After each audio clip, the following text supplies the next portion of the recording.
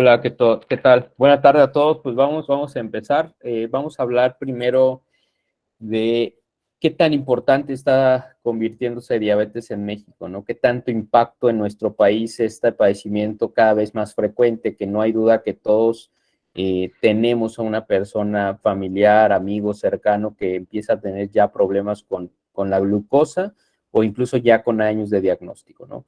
A lo largo del tiempo se ha ido incrementando la presencia de este padecimiento, no porque precisamente haya más casos, solamente porque hay más pues conciencia del padecimiento. Esto quiere decir que ya nos importa más o ya nos genera más la duda que quiero saber si no tengo algún problema de glucosa, incluso a edades más tempranas, ¿no? Antes era la típica enfermedad de pacientes de más de 50 años con sobrepeso, obesidad, y actualmente pues ya vemos hasta adolescentes ya con problemas de prediabetes y diabetes, algunos de ellos. ¿Okay? ¿Por qué? Porque se está investigando de forma intencionada, se está buscando de forma intencionada que no existe este padecimiento. La última encuesta de Ensanud, que es una organización que se dedica a entrevistar a la población para ver qué tipo de enfermedades son las más frecuentes, nos dio un resultado de que el 10.3% de la población, o sea, más de 13 millones, sabe que tiene diabetes. Hay un agregado de un porcentaje de 30% más que no sabe que tiene, pero que ya tiene problemas de elevación de glucosa, incluso ya algunos con complicaciones al diagnóstico. ¿Okay? Estamos hablando que en nuestro país podríamos fácil decir que de diabetes hay aproximadamente 17, 18 millones, sin incluir en esa cantidad las personas con prediabetes, que no es como tal un estado continuo de que si tengo prediabetes a fuerza voy a evolucionar a diabetes, sino es un estado de riesgo, ¿de acuerdo? En mortalidad, ¿qué tanto diabetes impacta en las muertes de nuestro país?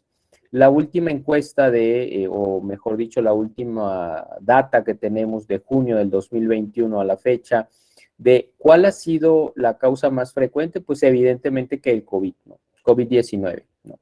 Desplazó como primera causa al infarto de corazón, que se colocó en la segunda causa. Causa directa diabetes en tercera posición. Cuarto, tumores malignos o cáncer. Y quinto, infecciones por virus de influenza y neumonía por bacterias. Bueno, de esta lista, uno pudiera decir, pues mira, la tercera causa es diabetes. Pues nos preocupa más COVID e infarto, ¿no? Por supuesto. El tema es que diabetes es un factor de riesgo para que te vaya peor en COVID. Tener un descontrol en los niveles de glucosa es un factor de riesgo para que las personas tengan un peor desenlace o necesiten una terapia de internamiento o incluso terapia intensiva, lo que los pone en mayor riesgo de morir por COVID. Lo mismo con infarto. Diabetes es de los factores de riesgo más importantes para tener enfermedad coronaria, es decir, enfermedad de arterias del corazón obstruidas por colesterol. ¿Okay? Tumores malignos. No hay tanta relación aquí con diabetes. Hay teorías y hay algunas datas de investigaciones de información que se tiene que pudiera aumentar un poco el riesgo de cáncer de colon, por ejemplo, pero no hay evidencia directa que esto suceda así, pero sí con las 5. Igualmente, infección por influenza y neumonía, que es una infección del parénquima pulmonar o de los pulmones, está directamente asociado con los niveles de glucosa. Te va peor si tienes un descontrol de nivel de glucosa. Entonces podríamos decir que de las 481.552 muertes que se distribuyeron en esas principales 5 causas de muerte en el año pasado, diabetes estuvo involucrada en el 71%. Involucrada de forma directa, como en la causa número 3, pero involucrada de forma indirecta, aumentando el riesgo, como en COVID, infarto y infecciones por influenza y neumonía. Por eso es tan importante cada vez y por eso tenemos ya más, o el sector de salud tiene más ganas de ir a investigar. ¿Por qué? Porque tiene un impacto importantísimo en la mortalidad de los pacientes con diabetes, ¿no? Por eso es cada vez más frecuente que se busque de forma intencionada a edades más tempranas. Entonces, complicaciones, ¿no? Ya hemos platicado en muchos talleres cuáles son algunas de las complicaciones, pero fíjese esta información. La diabetes es la causa más frecuente en nuestro país de requerir diálisis. Es decir, una persona que ya no tenga una función adecuada de sus riñones y requiere una terapia de sustitución como es la diálisis o hemodiálisis, la causa más frecuente va a ser siempre que tiene diabetes. ¿Okay? Es una causa muy frecuente de tener compromiso o pérdida de la visión y es una causa muy frecuente de que los pacientes requieran la pérdida de alguna extremidad, algún dedito, el pie, ¿no? Sí que esto tenga que ver con los accidentes. Evidentemente que los accidentes traumáticos son la causa más frecuente de amputaciones, pero diabetes está en el ámbito no traumático o no de accidentes como una de las principales causas de requerir amputación, aunada a la alteración de la circulación de las piernas y pies. Okay. ¿A quién debo investigar? ¿No? Si yo quiero saber si me toca o no me toca, o a mi primo o a mi papá le toca o no le toca hacer el estudio de diabetes, ¿qué características debo tener? Actualmente las recomendaciones son cualquier persona que tenga más de 45 años, no importa qué, no importa si toda su vida ha sido deportista, no importa si nadie de su familia tiene enfermedades, no importa si él nunca se ha enfermado o visitado un hospital. Si tiene 45 o más años, se tiene que investigar. Obviamente el riesgo va a ser menor de encontrarlo con alteración que una persona con obesidad o sobrepeso, pero se tiene que investigar. ¿A quién más investigar? A la persona que tenga menor de 45 años, pero que ya tenga sobrepeso, obesidad y cumpla una de las siguientes. Ser mexicano, o sea, cualquier persona en México con sobrepeso y obesidad tiene que ser investigado para ver si no tiene algún tipo de alteración del metabolismo de la glucosa, llámese prediabetes, diabetes. Un antecedente de diabetes gestacional. ¿Qué quiere decir esto? Que durante el embarazo tuvo problemas con la glucosa, se terminó el embarazo y la glucosa se resolvió. No es normal tener problemas de glucosa en el embarazo.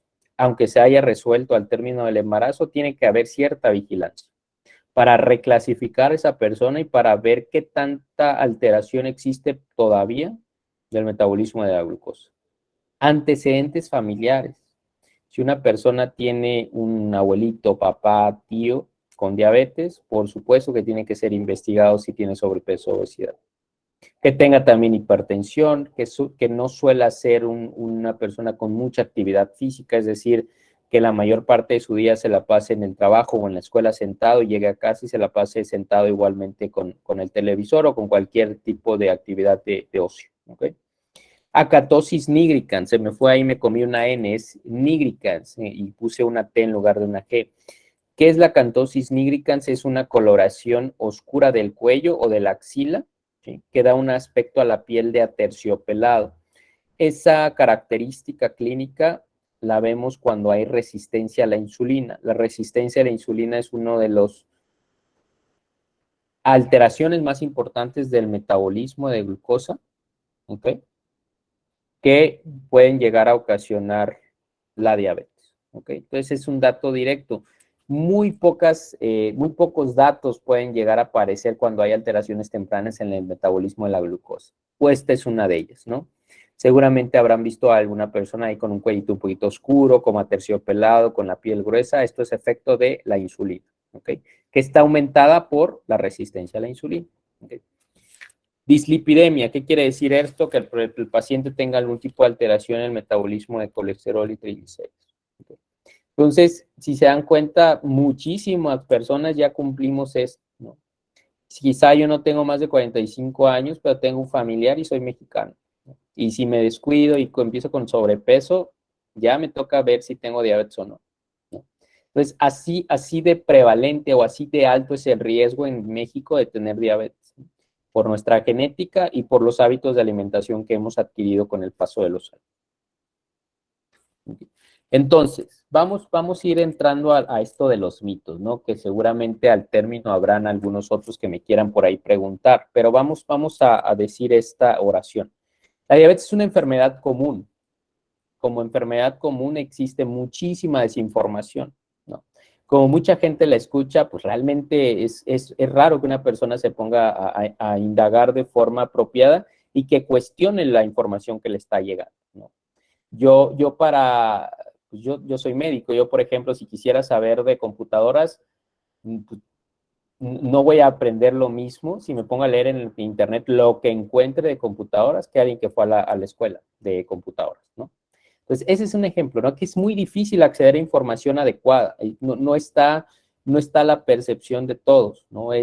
Puede haber en internet cualquier tipo de información, ¿sí? Si, por ejemplo, a mí mañana se me ocurre que soy experto en zapatos, hago una página de zapatos y digo que yo sé la verdad del 100% de los zapatos y nadie me regula.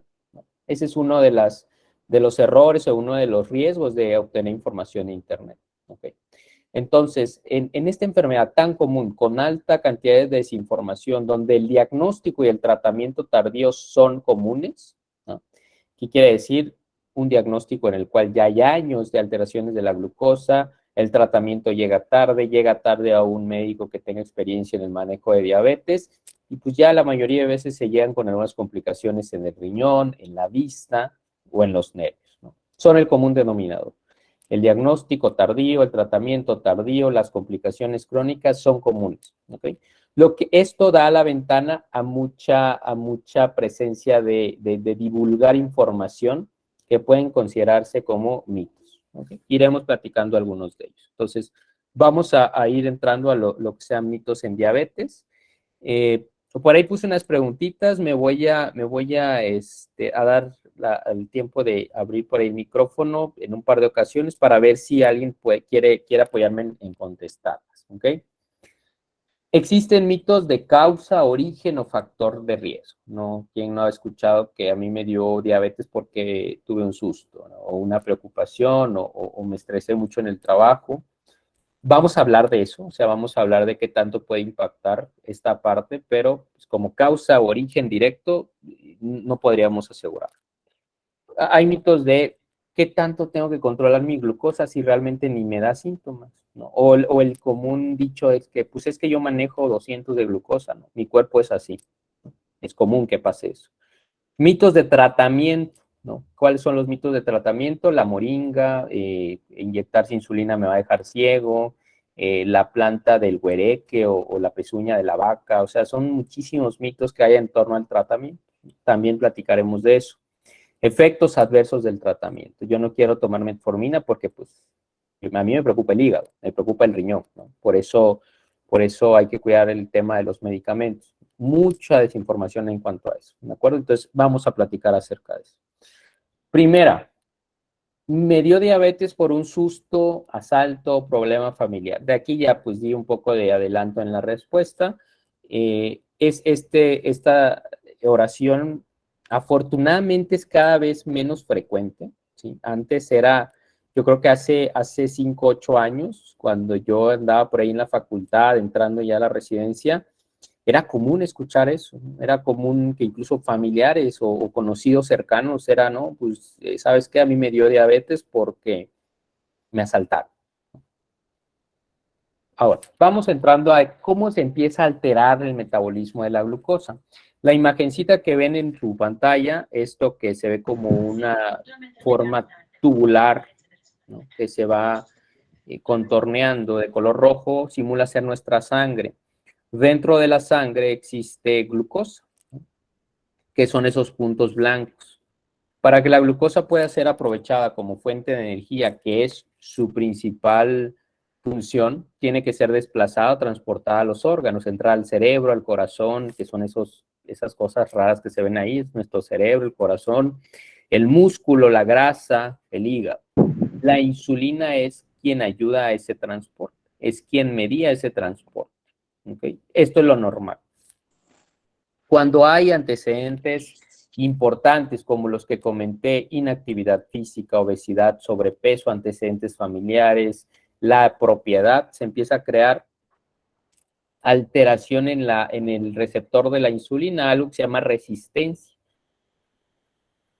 ¿Qué quiere decir? Que ya la misma cantidad de insulina que yo antes necesitaba para que esa glucosa llegara al cerebro y al músculo y sea usada como fuente de energía, ya es mayor, ¿no? Porque ya mi insulina no es tan eficaz, ya no soy sensible tanto a mi insulina, soy un poco más resistente a la insulina.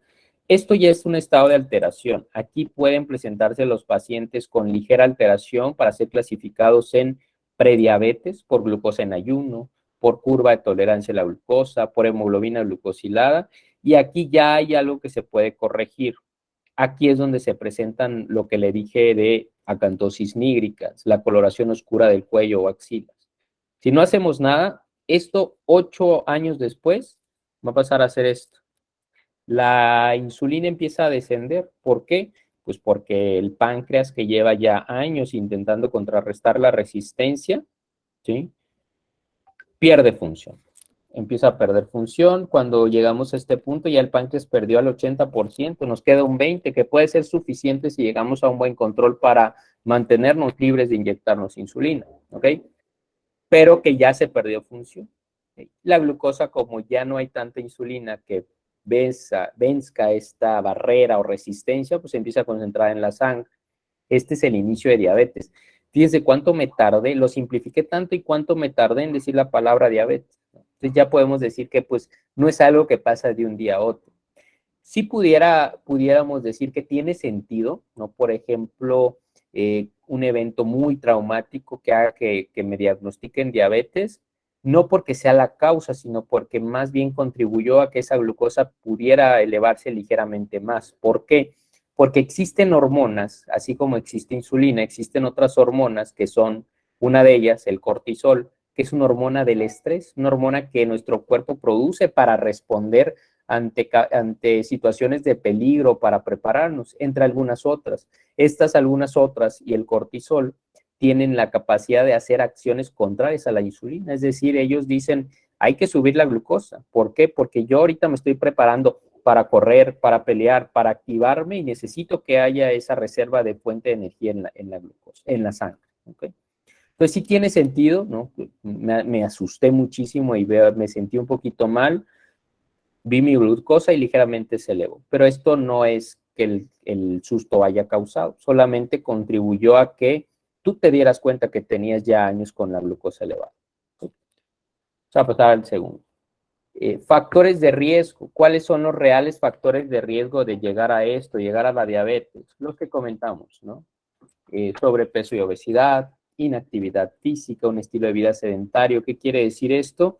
Pues pasar la mayoría de mi día sentado, ¿no? Sentado dando consulta, llego a mi casa, me pongo a ver la tele, pues estoy todo el día sentado, no tengo nada de actividad física, es un factor de riesgo para que yo tenga diabetes. Antecedentes familiares, ¿no? Tengo que tengan o que tengan ustedes papás, madre, abuelos, hermanos con diabetes, un factor de riesgo. La propiedad, ¿no? Ya lo dije hace ratito, más de 45 años, ya hay alguna alteración en la producción de insulina y probablemente haya alguna alteración. Ya se quiere incrementar, o mejor dicho, reducir la edad en la cual empezamos a sospechar en diabetes. Ya se está recomendado no a los 45, 40, 35 años, ¿no? Por la alta incidencia que estamos encontrando en gente joven, ¿okay?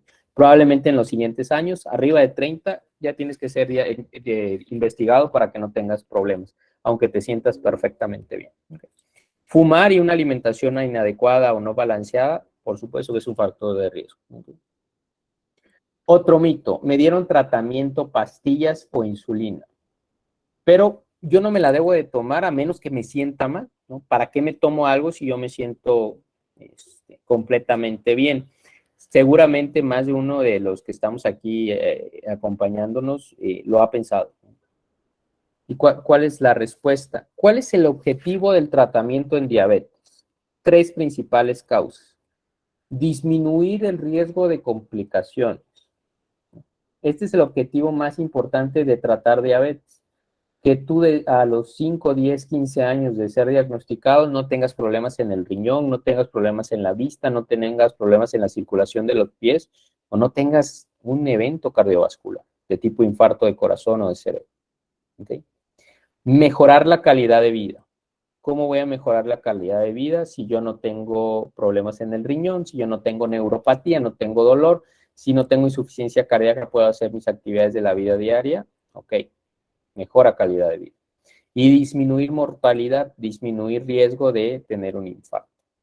Fíjese, en ninguno de esos 3 yo hablé de quitar un síntoma que no existe. Es raro que una persona con diabetes tenga síntomas. Cuando los hay, es porque ya hay un largo tiempo de descontrol y largo tiempo de tener glucosa elevada todo el tiempo.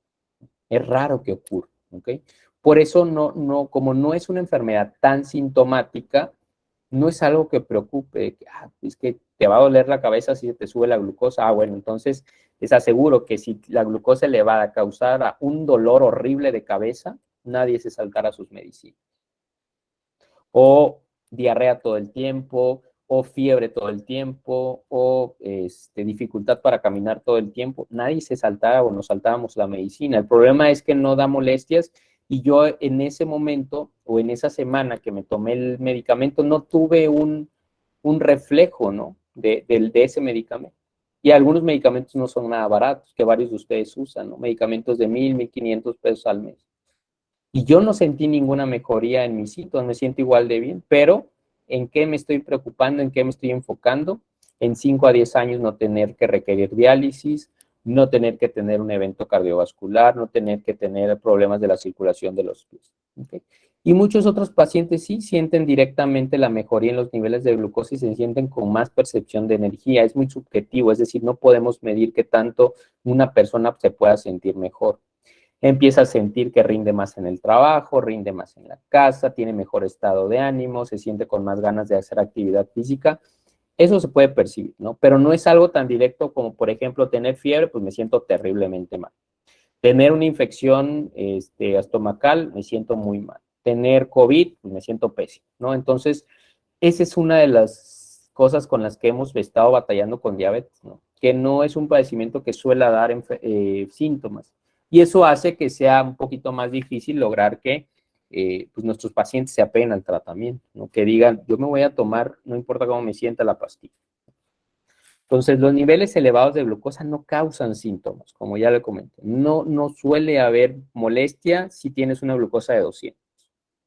¿Okay? Pero cada elevación, aunque yo me sienta bien, con más de uno hemos escuchado, pues es que yo manejo 200, doctor, yo manejo 250 y con eso me siento bien. Por supuesto que cuando la glucosa mejore de esos 200, 300 a 150 se va a sentir mal, porque el cuerpo ya se acostumbró a niveles más elevados de glucosa. ¿Qué es lo que hay que hacer ahí? Esperar que el cuerpo se adapte y eso se quite en 3, 4 semanas y se queda libre de molestias. Okay. Mitos de tratamiento, ¿no? Otra de las causas muy frecuentes. El mejor tratamiento es aquel que llamamos natural. ¿Por qué pongo entre comillas natural? Porque en ocasiones se malinterpreta y se usa la palabra natural como algo inocuo o algo que no nos puede hacer daño. ¿Okay? Todas las medicinas vienen de lo natural. Todo lo que viene en presentación de pastilla viene de lo natural. Es raro, hablando de diabetes, obviamente, es raro aquel medicamento no en diabetes que no sea extraído de lo natural o que no sea copiado de lo natural. ¿Okay? Los antibióticos salieron de lo natural. ¿No? Medicinas para el dolor salieron de lo natural. Entonces, aquí es donde la frase que dice que el veneno es hecha más que nada por la dosis. ¿No? La dosis hace el veneno. ¿No?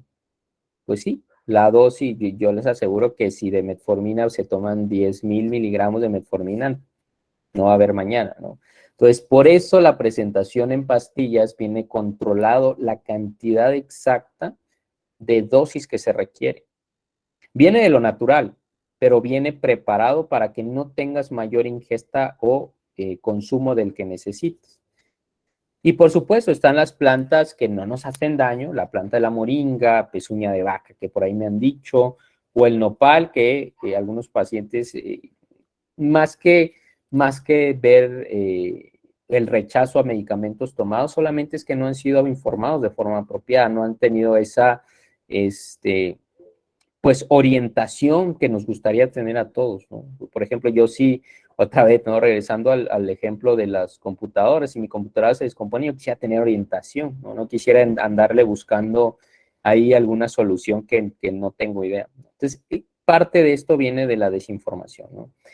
Cualquier persona puede escribir lo que sea en internet, por ahí cada vez salen más productos que se dan cuenta que la diabetes es tan común que saben que van a tener un mercado importante a la hora de decir que curan diabetes, ¿no? O sea, afortunadamente la diabetes no tiene cura, pero puede ser tratada e incluso entrar en remisión, ¿no? Entonces, ese es uno de los mitos más frecuentes, ¿no? La metformina me puede dañar los riñones y el hígado, por eso pues, mejor me voy a decidir por la pezuña de vaca o la moringa, sin que alguien nos asegure que la pezuña de vaca o la moringa nos pueda dar un peor efecto adverso. Entonces vamos a lo que sería. Existen actualmente para el tratamiento de diabetes 8 familias diferentes.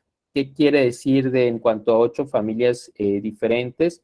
Esto quiere decir que funcionan de manera diferente, ¿ok?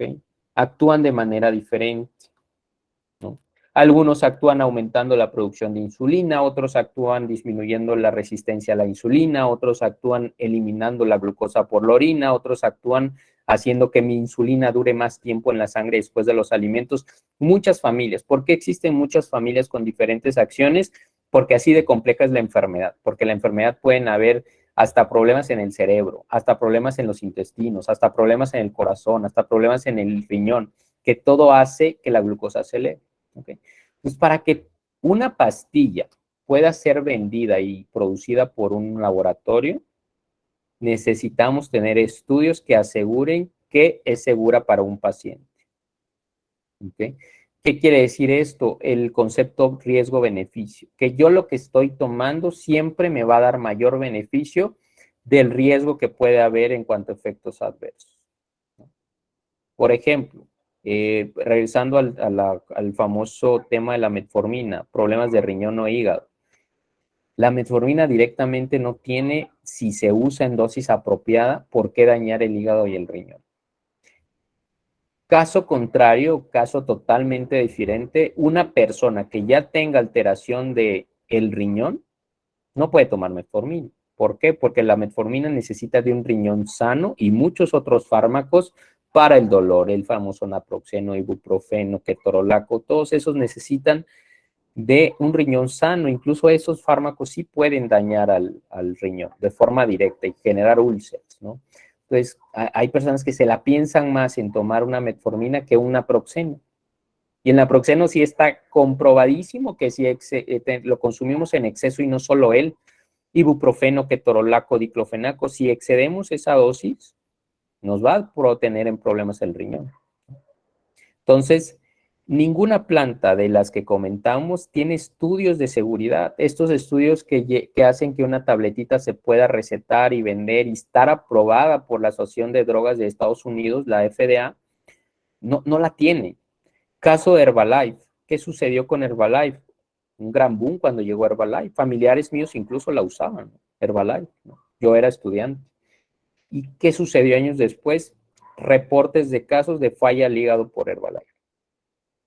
¿Por qué? Porque para vender un producto que se use como suplemento en nuestro país, no hay regulación. No hay una regulación siempre y cuando se pongan letritas pequeñas, consulte con su médico antes de usar. ¿Okay? Entonces, eso es lo que tiene que tener usted en mente, ¿no? Que no todo lo que venga en el envase como natural o orgánico o libre de medicamentos va a ser realmente libre de medicamentos, ¿no? Otro caso, ejemplo, el ajo rey, artiquín. Doctor, es que a mí me dolía mucho la rodilla, pero empecé a usar artinquina, ajo rey y maravilloso, sin duda, ¿no? ¿Por qué? Porque el ajo rey y el artiquín contienen este medicamento que se llama dexametasona, es un esteroide. El esteroide tiene efectos adversos en ganancia de peso, perder hueso, perder músculo, elevar la glucosa y elevar la presión. O sea, son fármacos que deben usarse con muchísimo cuidado y vigilancia. Tienen indicaciones muy puntuales. En estados inflamatorios como en enfermedades reumatológicas se usan, pero se usan con una dosis que se conoce y se usan con un periodo de tiempo controlado y con vigilancia de los estudios y del paciente. No se usan así que, me voy a tomar mientras tenga dolor. Me han llegado casos a la consulta de endocrinología de un exceso de esteroides por el artiquín o el ajo rey. Y lo venden como, pues ajo, ¿qué es el ajo? Pues algo natural, no me va a hacer problema. Y el problema es que a veces estas tabletas o suplementos no vienen solas, vienen como en este caso con medicamentos que nos puede dar efecto adverso y que no tienen por qué regularlo, ¿no? Porque así es esto, ¿no? No se regula, ¿ok? Entonces, tiene usted, es responsabilidad de todas las personas de tener una asesoría en cuanto a lo que se está tomando o no se está tomando, ¿de acuerdo? Todos los medicamentos que vengan en una receta médica deberían de estar aprobados para la indicación que se está dando, ¿ok? Ya uno de los últimos mitos para dejar una buena ventana ahí a las dudas y preguntas. El uso de insulina fue la causante de que mi comadre o vecina, ¿sí?, requiriera diálisis, perdiera el pie, perdiera la visión o tuviera un infarto. Una ocasión me tocó escuchar por ahí que la insulina causaba pérdida de la inteligencia, ¿no? ¿Qué opinan ustedes, no? ¿Cómo ven esta parte? Las complicaciones en la vista, las complicaciones en el riñón, los riesgos de infarto, perder un pie, perder un dedito por problemas de circulación o neuropatía, están asociadas al descontrol de la glucosa. Esa es la causa directa, un descontrol de la glucosa con años de evolución, no al tratamiento. ¿Por qué se ha hecho esta desafortunada asociación entre el uso de insulina y estas complicaciones? Porque hay un rechazo, incluso un miedo de usar insulina en estadios tempranos. Se deja como última línea a la insulina. Se deja cuando ya el paciente, pues ya tengo 4 medicamentos orales y sigo con glucosas en 200. Pues el doctor ya les dice, su médico, pues ya no hay otra, ¿no? Insulina. El problema es que se pudo evitar ese ya no hay otra, ¿no? Usar de forma transitoria, de forma temprana, un esquema de insulinización para intentar recuperar cierta función pancreática que no ha muerto del todo, que está ahí aturdida, para poder después tener puros fármacos orales, ¿okay? Esa asociación viene de que los pacientes que ya están al máximo de glucosa, al máximo de riesgo, al máximo de pérdida de la función del riñón, del corazón, de los pies, son a los que se le prescribía antes insulina. Afortunadamente, en los últimos años ha habido un aumento en el uso de insulina en diabetes tipo 2. ¿Por qué? Porque eso, un esquema de insulina usado, vigilado y seguido de forma apropiada, ¿sí?, con la espera de los tiempos de respuesta, con hacer ajustes, no allá cada 5 meses, sino 1 o 2 veces por mes, incluso hasta cada semana, depende de qué tanto tiempo tenga el paciente con insulina. Todo eso, ¿sí?, puede hacer que la insulina nos libere de una de estas complicaciones, o nos salve de perder un pie, o nos salve de que una herida en el pie que no se resuelve mejore. O sea, efectos reales de la insulina son hipoglucemia, quiere decir que la glucosa se me baja si yo me salte una comida, si estoy usando insulinas de acción intermedia, de acción rápida, me pongo la rápida, doctor, y se me pasó comer, mi dosis no es ajustada apropiadamente, estoy bajando de peso y siguen con la misma dosis. Todos esos son riesgos a que la glucosa baje de más. Ese es un efecto real, por supuesto que es un efecto de insulina real.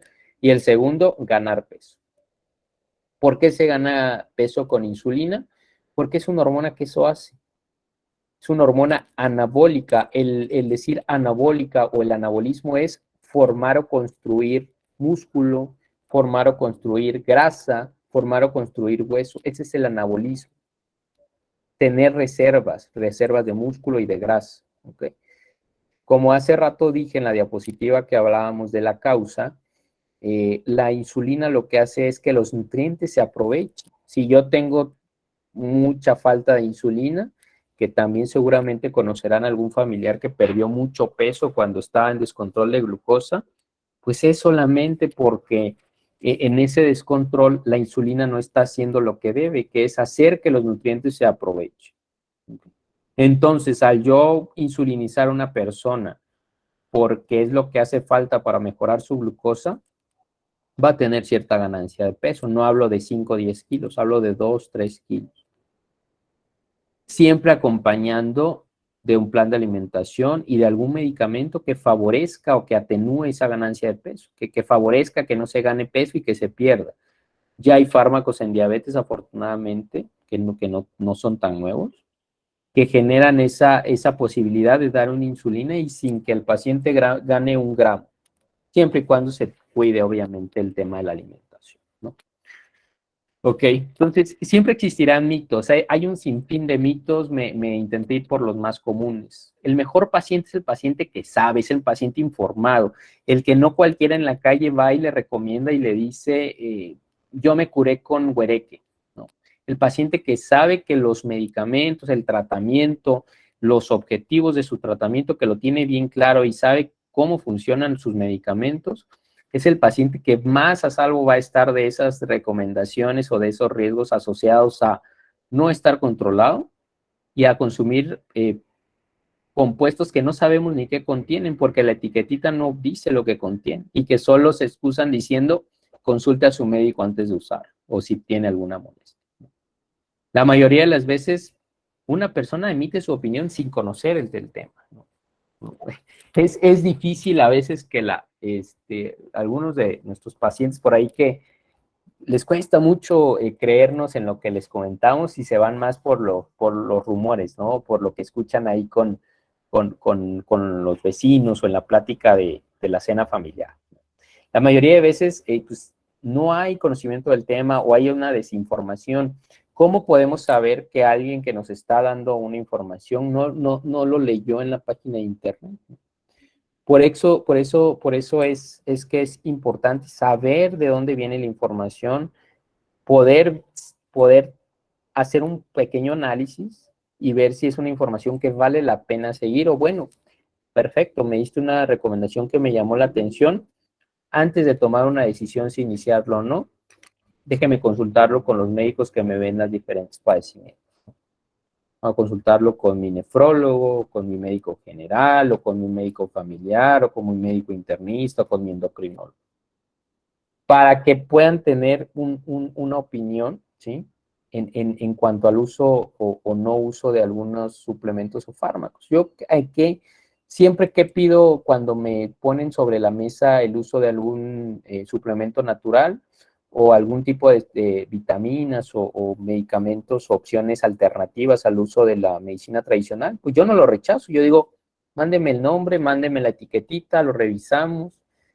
Si ya no le digo que no, pues quiere decir que no trae ningún nada que me preocupe. Si ya de lo que me está mandando hay un reporte que está comprometiendo la salud de algunos pacientes, como en este caso el Ajorrey, pues le digo, le insisto en que no es una buena opción, le explico por qué, pero pues no rechazo. Si una persona dice, yo consumo la hojita directa de la moringa, pues bueno, no puedo decirte que no, porque no hay estudios que comprueben que no sea eficaz, pero tampoco que comprueben que sea segura. Entonces, con precaución, con vigilancia, ¿sí? Y no excedernos y sobre todo no sustituir el 100% del tratamiento que ya tienes iniciado, ¿ok?